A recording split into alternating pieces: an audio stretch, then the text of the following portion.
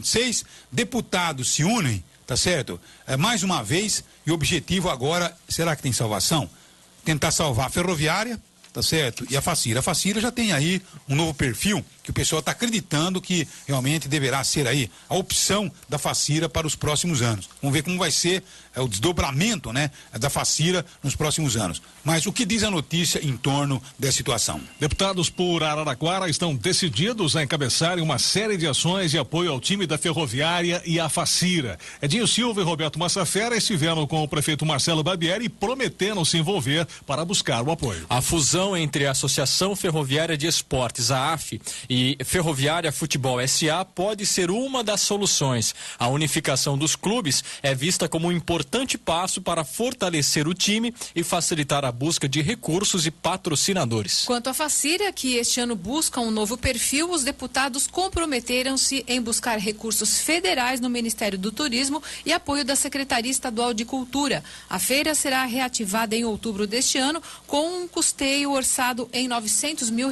Agora, é difícil, né? Porque a gente tem uma paixão pela Ferroviária, pela história, né, da Ferroviária, aquilo que a Ferroviária representou, e todos nós torcemos para que alguém possa apresentar uma sugestão que possa colocar realmente a Ferroviária naquele nível, né, dos anos 50, dos anos 60, quando realmente a Ferroviária era um destaque nacional. Quer dizer, brilhava no futebol brasileiro. No futebol paulista, então, no futebol regional, que era por estado, né, o futebol paulista, a Ferroviária sempre tinha aí alguma coisa que elevava o nome de Araraquara. Os grandes cronistas, né, que a gente ainda conseguiu conversar com alguns, Pedro Luiz, Mário Moraes, Fiore Gilhote, Mauro Pinheiro, grandes comentaristas, grandes narradores de futebol, eles tinham uma simpatia pela Ferroviária, Luiz, era uma coisa assim assustadora. E até hoje permanece. Né? Quando eu fui embora para São Paulo, comecei a fazer um trabalho, eu ainda consegui, conversar com Pedro Luiz, que foi um grande narrador do futebol brasileiro, tá certo?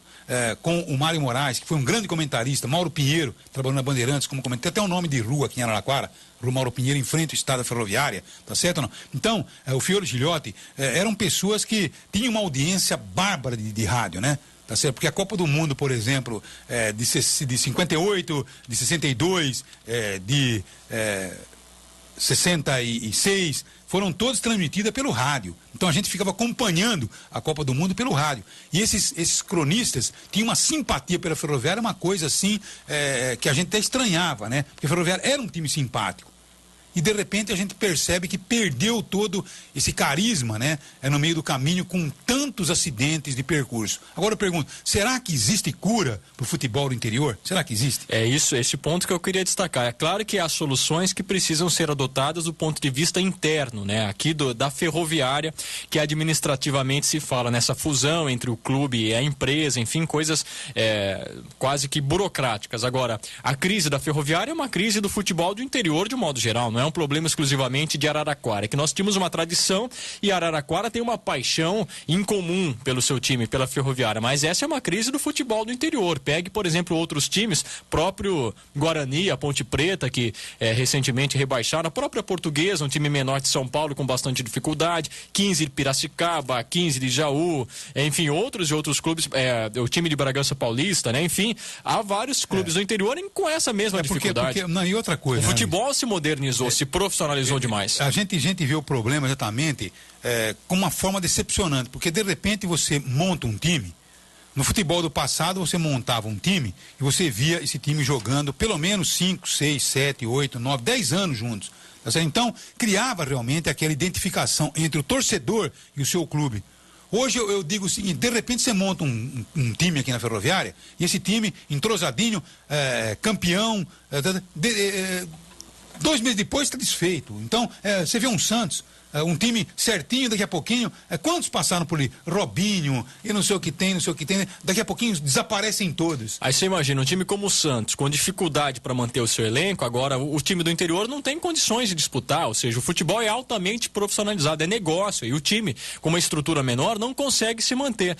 Vamos investir no futebol de base. Para quê? Você empenha anos e anos naquele jogador, quando ele completa os seus 18 anos, profissionalizou, ele vai embora, recebe proposta melhor. Quer dizer, você gasta e não recebe o retorno disso, né? Vale a pena, será? Pois é, então, muitos clubes, e eu vejo recentes entrevistas com o presidente de outros clubes, Bragança Paulista, por exemplo, dizendo que o futebol de base é difícil, porque você gasta, investe e o retorno é pequeno, porque esse jogador vai embora rapidamente. Olha, são 9 horas e é vendido baratinho, né? Depois de um mês, 2 meses num time grande, de repente faz 2 golzinhos aí, cai na simpatia do Galvão, cai na simpatia dos...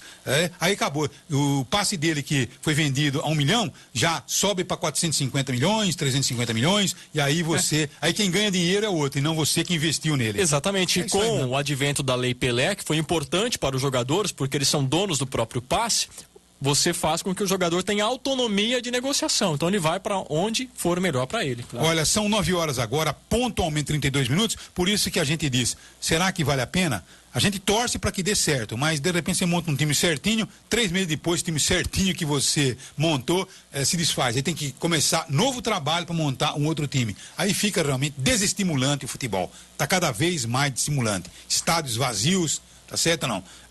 Antigamente, qualquer jogo, qualquer encontro, Palmeiras, São Paulo, Palmeiras, Corinthians, criava uma expectativa. Hoje você percebe que na hora do jogo tem um monte de gente de carro, nos clubes, pouco se importando com o futebol. Até na televisão, caindo a audiência barbaramente de jogo de futebol. Inclusive da seleção. É isso aí. Aliás, principalmente da seleção. São 9 horas agora, Fernando, 32 minutos.